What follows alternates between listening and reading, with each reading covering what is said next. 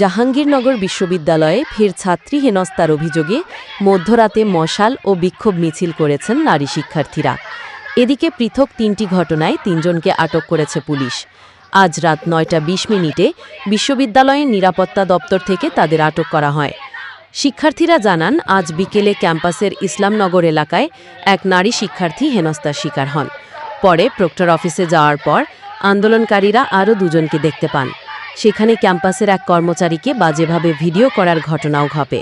পরবর্তীতে আশুলিয়া থানা পুলিশ তাদের আটক করে।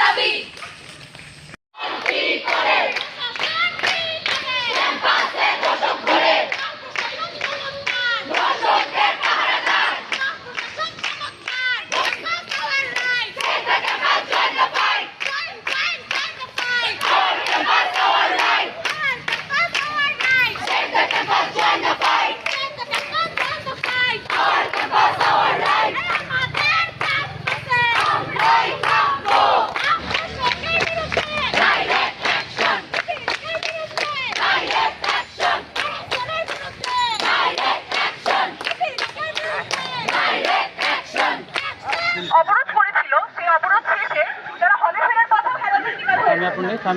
আজকের দিনে এই পর্যন্ত 3টি হ্যারাসের ঘটনা আমাদের সামনে এসেছে।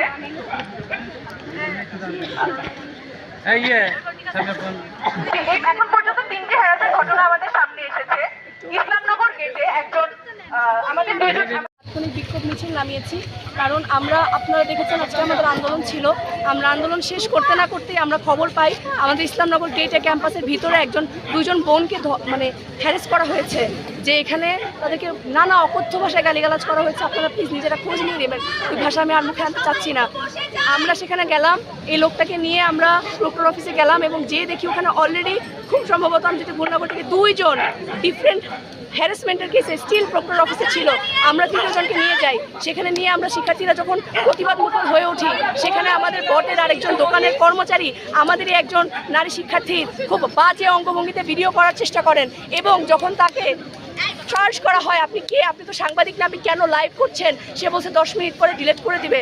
এবং এই বাকবিতণ্ডার এক পর্যায়ে তিনি আমাদের সেই নারী শিক্ষার্থীর গায়ে খুব বাজেভাবে টাচ করেন এবং এভাবে নিপীড়নের ঘটনা চলছে দেখে আমাদের যে আন্দোলন ছিল, আমরা সেই দাবিটাই আসলে আবার তুলেছি যে আমাদের ক্যাম্পাসের নারীদের নিরাপত্তা কোথায়। এই জন্য আমরা এখন অলরেডি অবগত আছে যে গত 12 মে আমাদের এখানে একটা ধর্ষণ চেষ্টা করা হয় বহিরাগত কর্তৃক।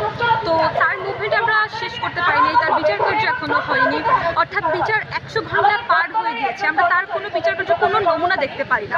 ঠিক এই মুহূর্তে যখন ক্যাম্পাসে আমরা নিরাপত্তার দাবি তুলছি, নিরাপত্তা নিয়ে কথা বলছি, নিরাপত্তার অবস্থা কতটা ভঙ্গুর হলে যেখানে আমরা একদিকে আন্দোলন করছি, তার অন্য দিক থেকে আজকে 3টি হ্যারাসমেন্টের ঘটনা ঘটে আমাদের নারী শিক্ষার্থীদের সাথে।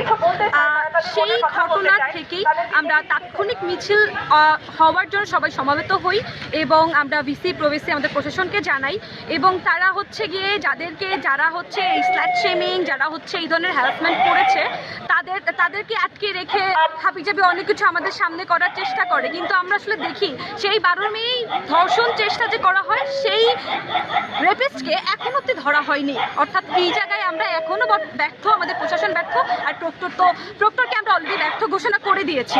সেই জায়গা থেকে আজকের এই ঘটনা আবার পুনরাবৃত্তি হওয়ার কারণে আমরা মিছিলটি শুরু করি। আমাদের এই মিছিলটি শুরু করি আমরা প্রক্টর অফিস থেকে। সেই জায়গা থেকে আমরা প্রক্টর অফিস থেকে এখন বটতলাতে সমবেত হয়েছি এবং এটা জানানোর জন্য যে আমরা বর্তমানে নিরাপত্তার সংকটে কত কত জায়গায় ভুক্তভোগী হচ্ছি। আজকে আমি, কালকে আমার কোনো বান্ধবী, পরশু আবার অন্য কোনো বান্ধবী, অর্থাৎ এই ঘটনা ক্রমাগত আমরা দেখতে পাচ্ছি। সেই ঘটনার তাৎক্ষণিক প্রতিবাদ জানানোর জন্য আজকের এই আলোচনা, আজকের এই মশাল মিছিল। একজন অত্যন্ত অভদ্র ভাষায় গালাগালি করে এবং